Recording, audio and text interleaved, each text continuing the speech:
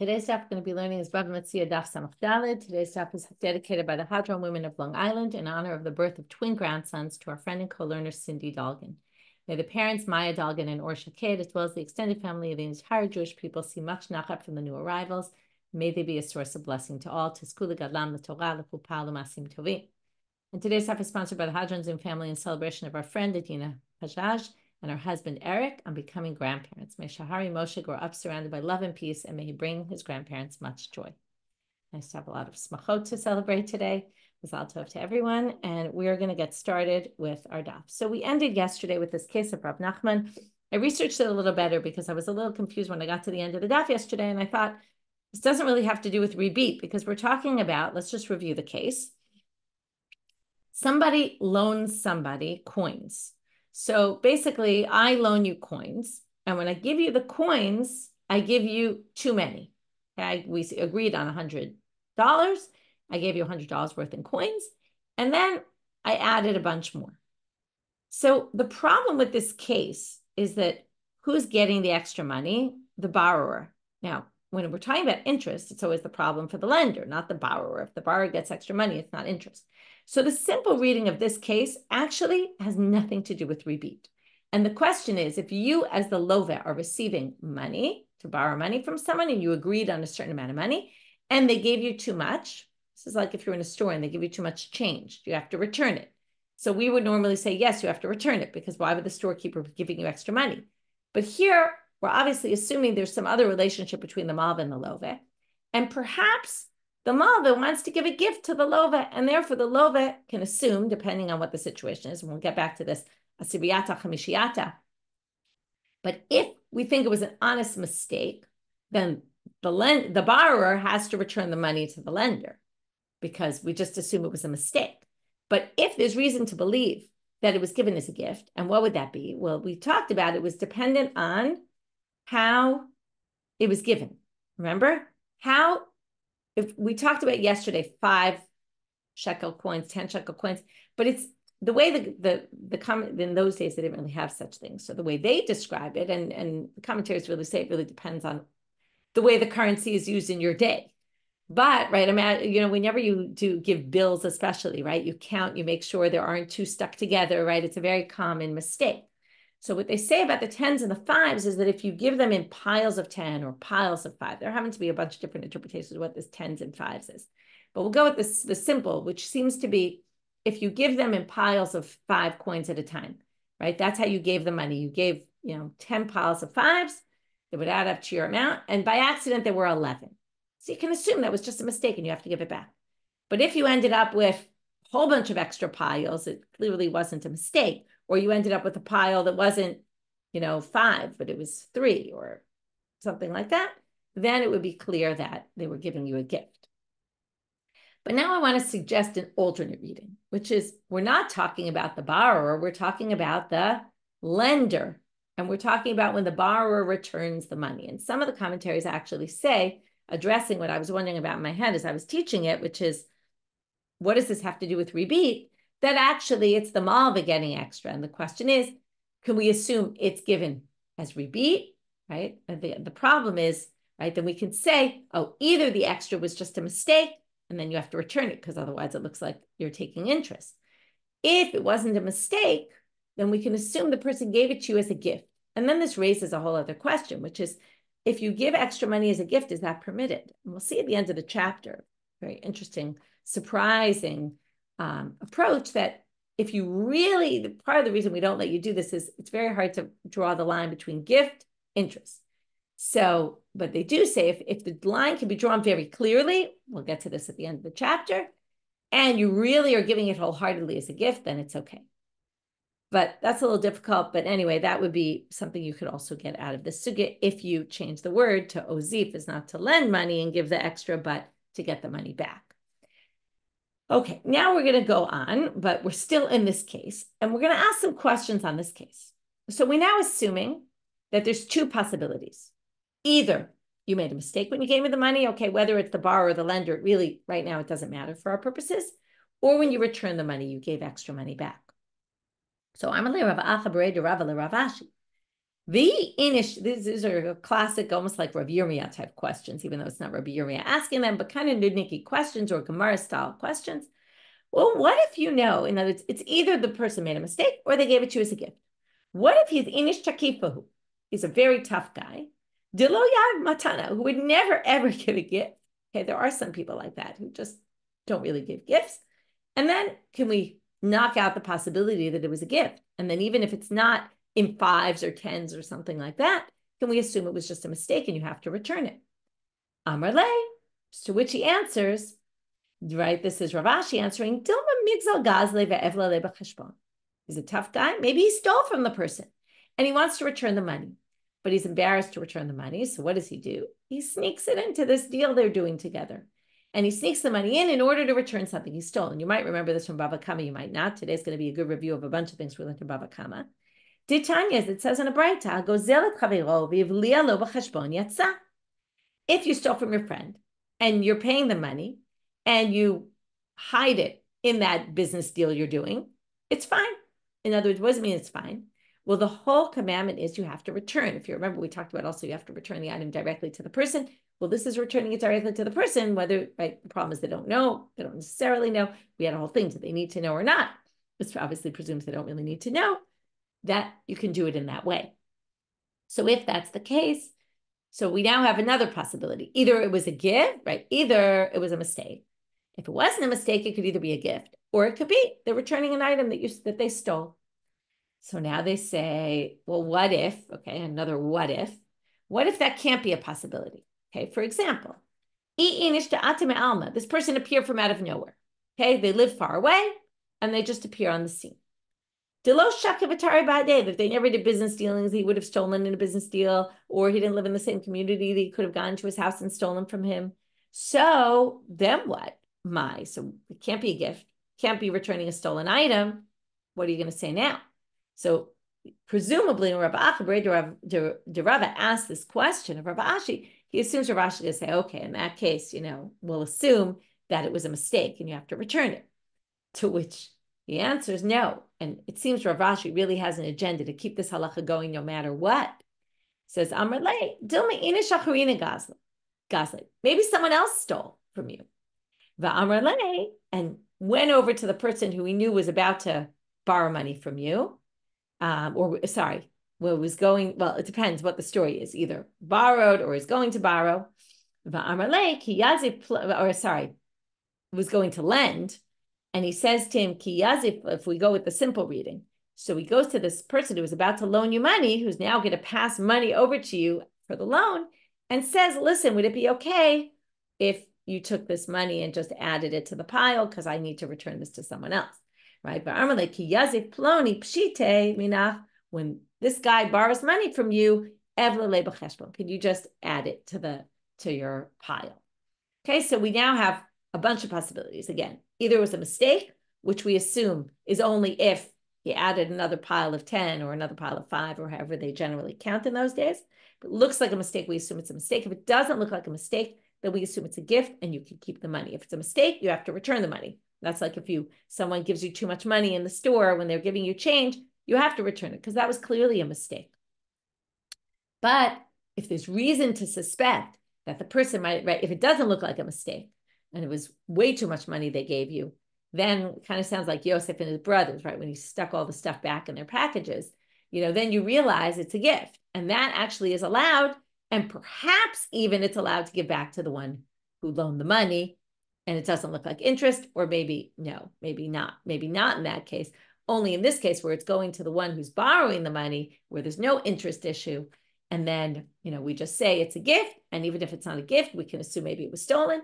And if it wasn't that you stole it, maybe someone else stole it and asked you to stick it in. And therefore, you can assume that perhaps it got to this other person, right, as a returning of a stolen item from somebody else. Next section. Now we're going to have a little bit of an intro to this case of something that Rav said about interest. Rav, and really about a sale. We keep flipping back between loans, sales, because again, interest could be an issue also in a sale. Rav Kahana. We kind of get a funny intro to this. Rav Kana shows up late to Rav's shiur, and he heard only the very end. Okay, he missed the shiur for whatever reason, overslept, we don't know, comes late to the shiur, and Shamit de Ka'amar Kare Kare, he kept hearing him say, gourds, gourds, and right, a pumpkin. I didn't understand what he was talking about. Why was he talking about gourds and the shiur? And I just missed the whole point. So Batar de Kamrav, when Rav finishes his shiur, Amar Lahu, he goes to the students and he says to them, my kari de Kamrav, what was all this talk about gourds? Well, what was this? Amrele, so they said to me, Amrele, Hachi Kamrav, they said, this is what Rav was teaching today. Somebody gives money to a gardener. Here we mean someone who has a garden who's planting their stuff. Gardener, not as a gardener hired out, but a gardener who's gardening his field and has gourds growing in his field. The going rate is 10 gourds that are the size of a pinky. Okay, usually think of gourds, they're pumpkins, they're usually very big. But if they're very small, the size of a pinky, they go 10 for a zuz. That's the price. Va'amarle, and this guy had small gourds, but he said, Yahivna lach b'nei garmida. I'll give you, I really want you to buy this stuff. I'll give you 10 big gourds, the size of a garmida. Garmida is an amma, cubit. Okay, so I'll give you gourds the size of a cubit. It's like an arm's length, right from the elbow to the hand. I'll give you that size, 10 for a zuz.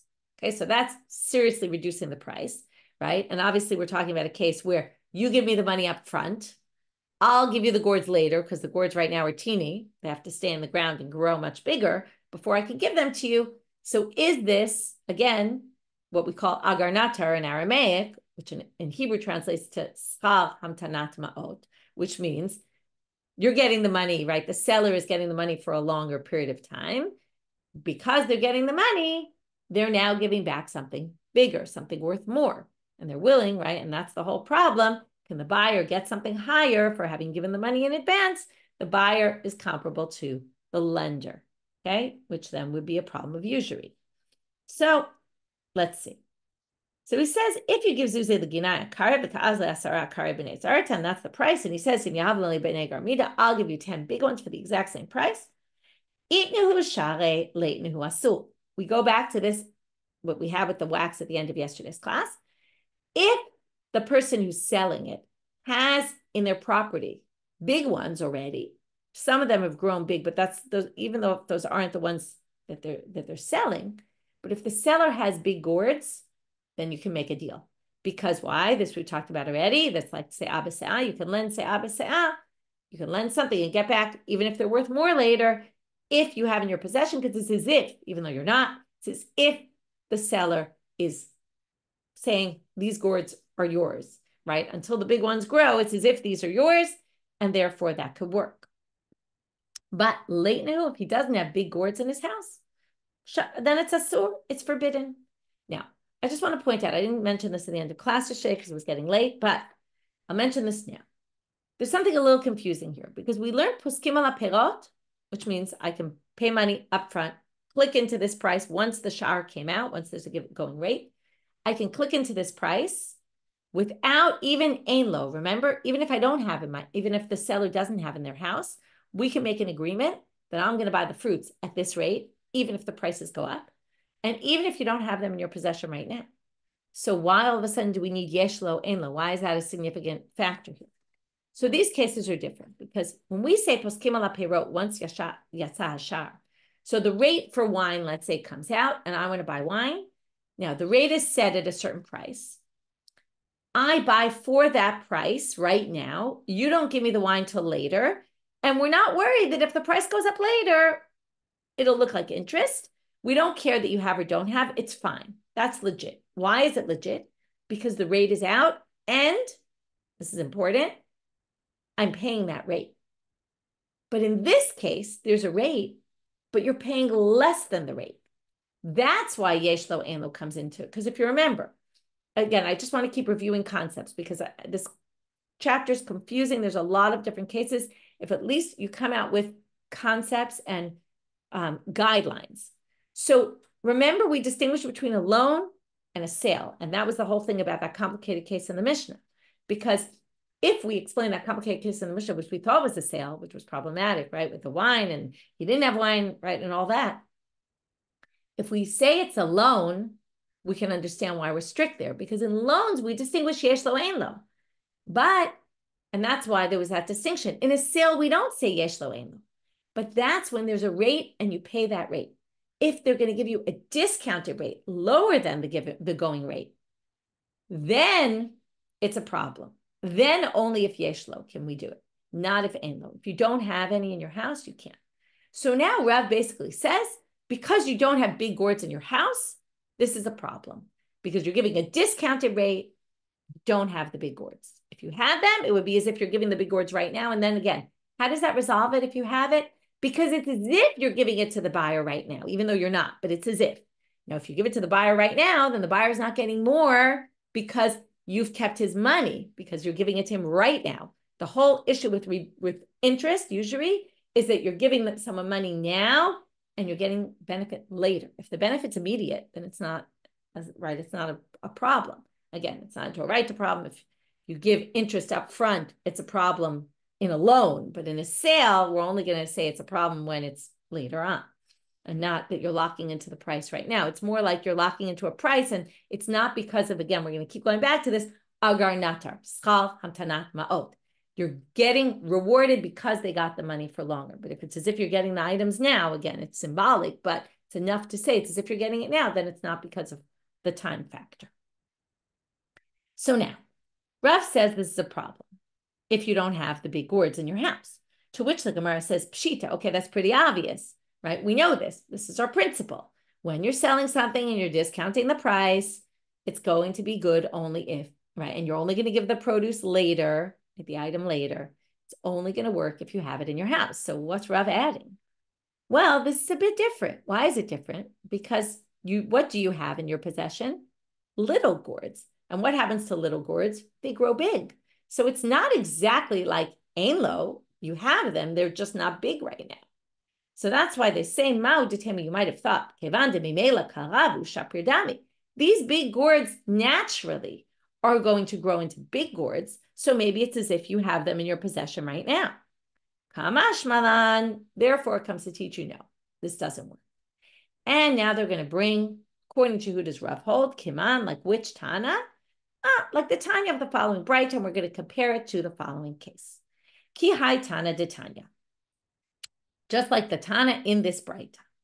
As it says in the Braita, ha'olech lachlovet izav. You're on the way to milk your goats, ligzozet rechelav, to shear your sheep, lirdot et kavarato, to extract the honey from the honeycomb, from the hive, mitza'o chavero va'amar lo.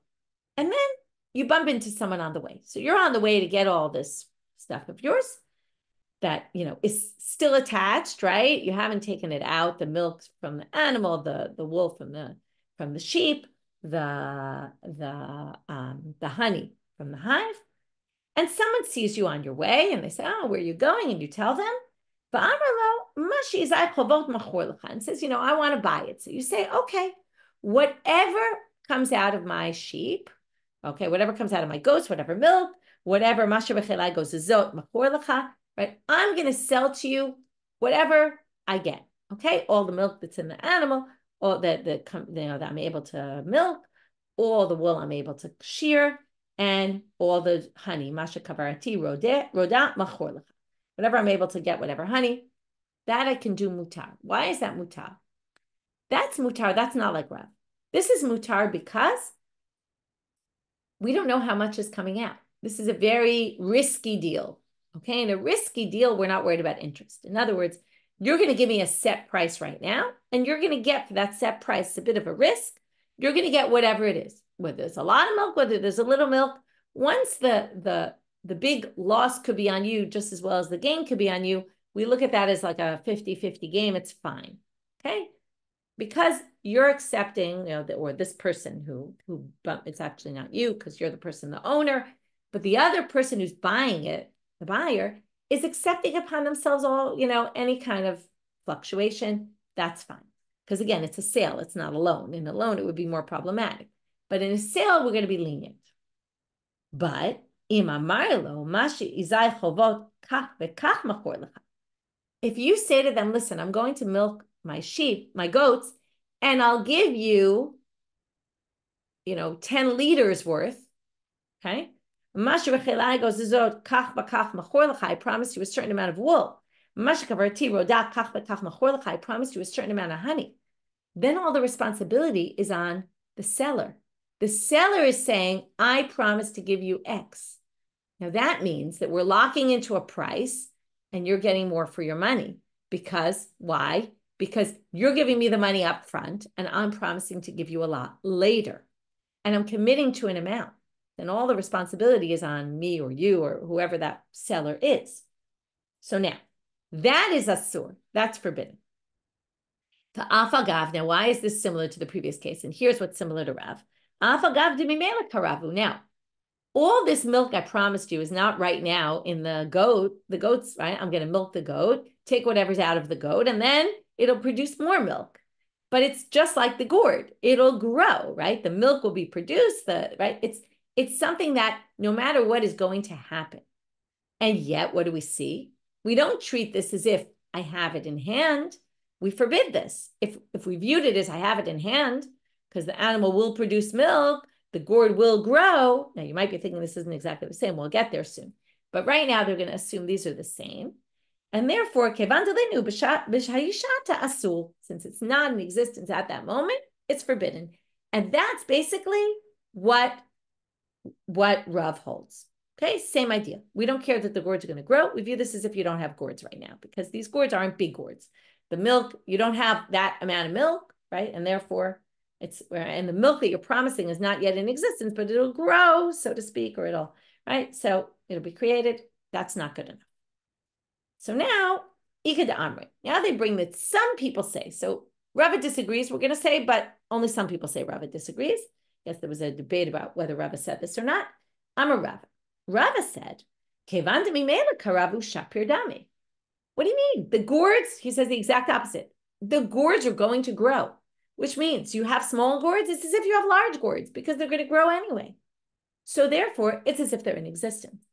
And therefore, you can do this deal and you can promise 10 gourds for a very low price, 10 big gourds for the same price as 10 small gourds, because it's considered that you have them. And again, once you have them, then the reward that you're getting, right, the good price that this buyer is getting is not because the seller ended up holding the money for a while and gained benefit from that and therefore is willing to give you more.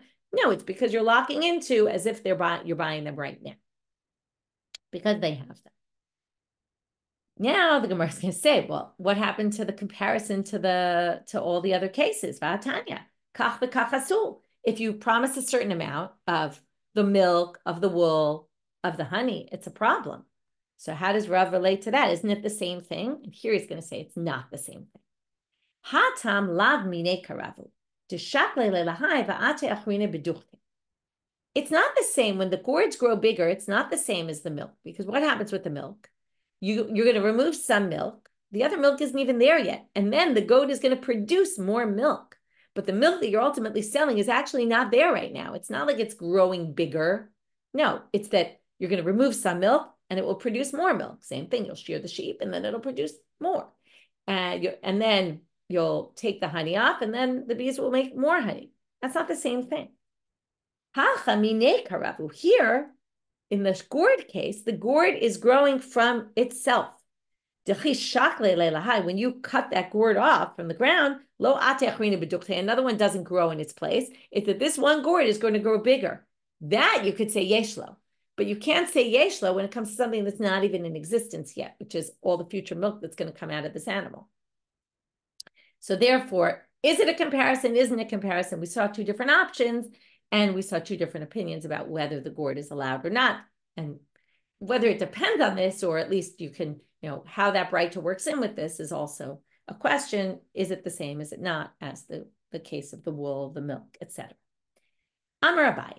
Abai is going to now bring another case where we're going to permit something and we're going to say it's not rebit. And this goes back to what Rav said in the beginning, because what we talked about before, about taking upon yourself the losses. Okay, that if you're taking upon yourself the loss, then it will be permitted. right? If the buyer is accepting the loss, and even if they get more, it's allowed because in the beginning they were willing to accept a loss as well. So someone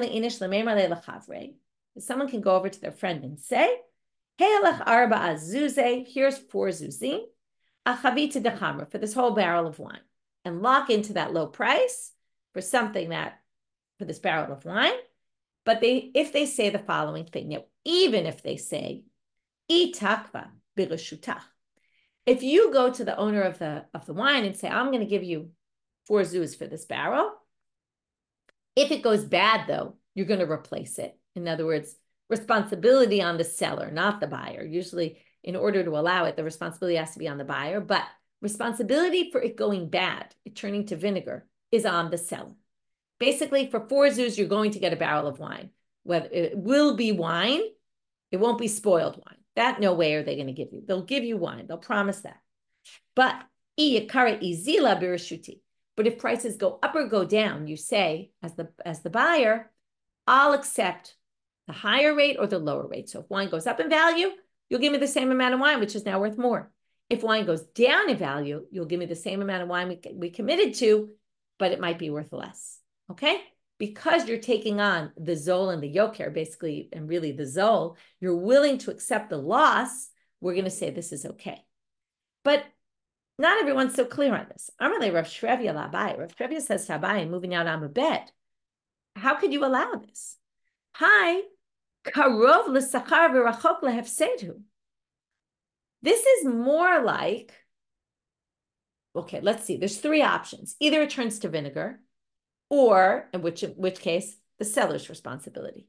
Or it goes up in price, seller loses out. Or it goes down in price, buyer loses out. So let's just put a percentage on this. Let's assume all options are equal. 33, 33, 33, right? And a third. So 66.67% chance is it's going to be good for the buyer, because either it'll go bad and he'll get a whole new barrel that's all good, or it'll go up in price, in which case it'll be good for the buyer.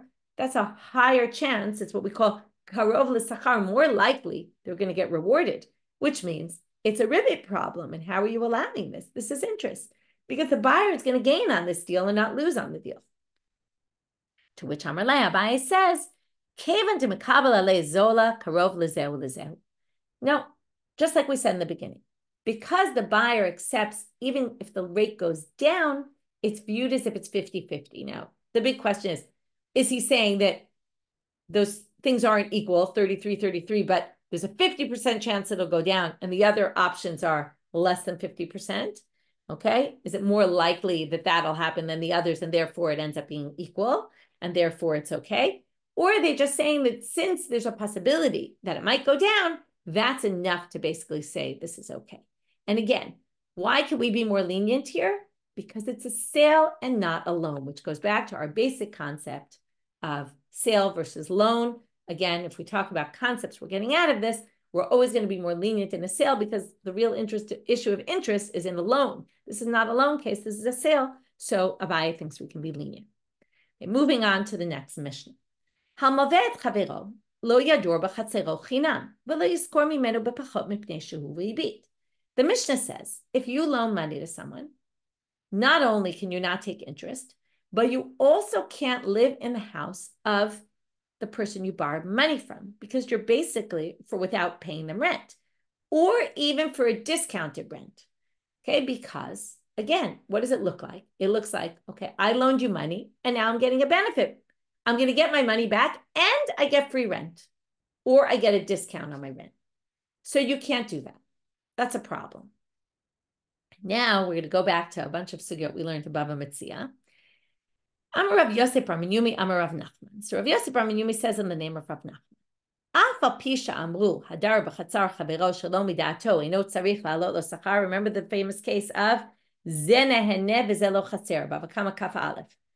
If somebody benefits, these are squatters' rights, right? I go to a house that nobody's living in. Okay, if you remember, we learned there, not only is no one living in it, no one's renting it out to anybody. It's not a house meant to be rented. It's not a house that the owner wants to rent at all. I live in that house, okay? Hadar b'chatzar chavero shelo midato. I live there without your knowledge. It's yours. You're the owner, but you're not renting it out. You're not doing anything with it. So you're not losing anything on this, and I'm benefiting. Well, eino tzarich la'alo l'sachar. I can do that. I do not need to pay you rent because I'm not causing you a loss. You weren't going to rent it out anyway.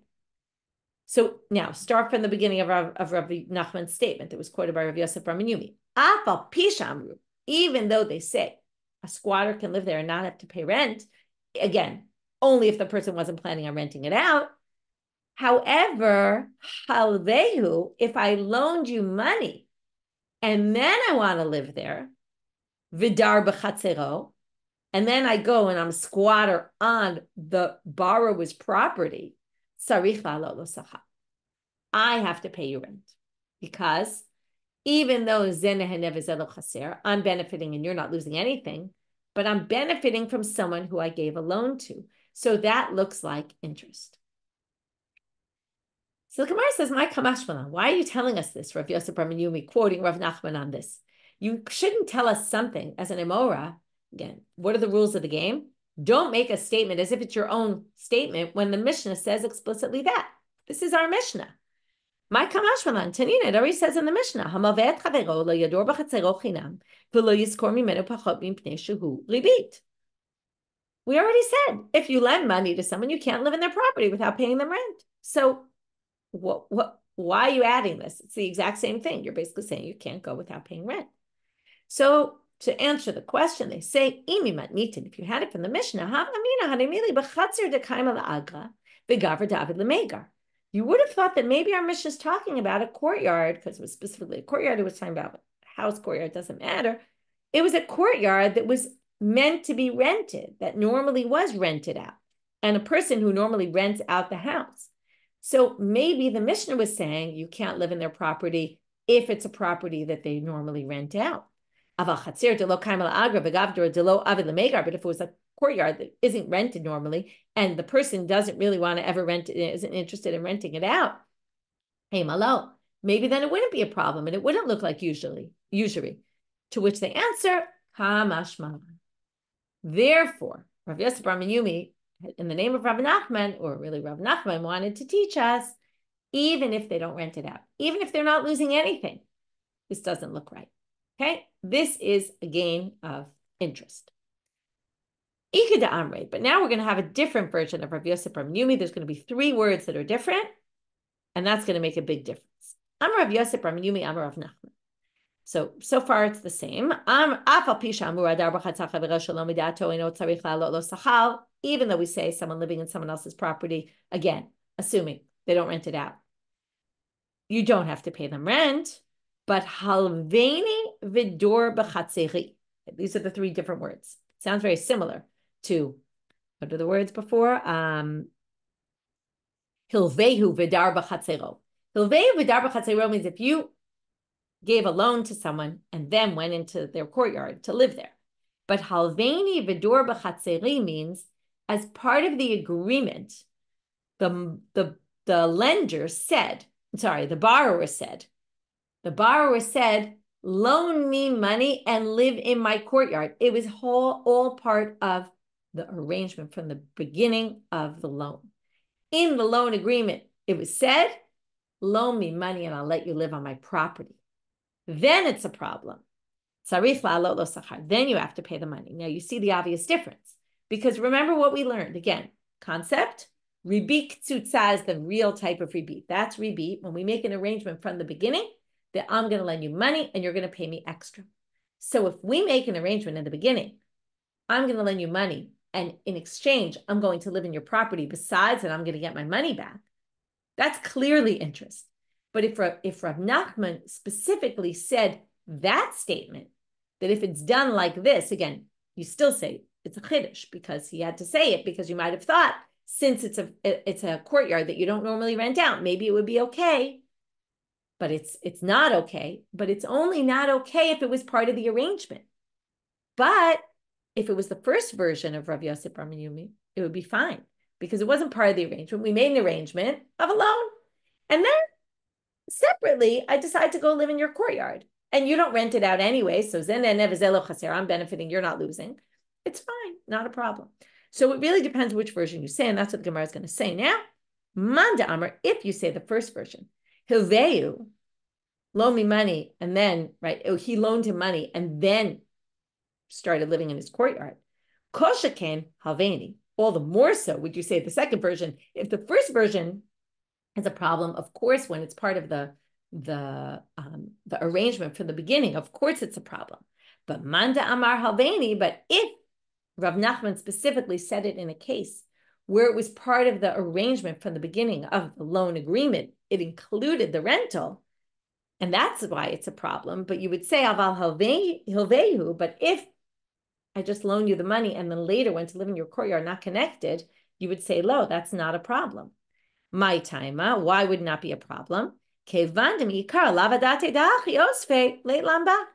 it wasn't like I was going to live in your apartment as part of the arrangement. One has nothing to do with the other. I loaned you money, and in a totally separate incident, I went to go live in your empty house that nobody's using. That's fine. Two unrelated circumstances. So that's the debate here. Okay, which version, and would one version include the other as well, or the other version wouldn't include the other? Now we end with a story that we actually saw before of Rav Yosef Bar Chama. If you remember, he was the father of Rava, and that's going to be very relevant for the story.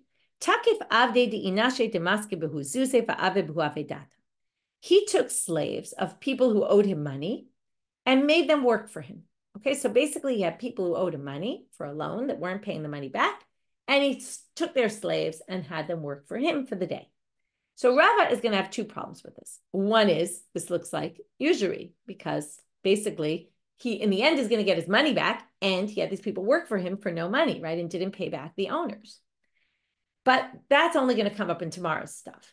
But right now, we're going to see a different problem, which is you're basically taking slaves from someone else, and you're not paying the owners for the fact that you're using their slaves. So that's like theft. And this sugya came up word for word in Bava Metzia and Daf Tzadi Zayin. And there we were really dealing with the issue of the theft element of it. So let's see what happens.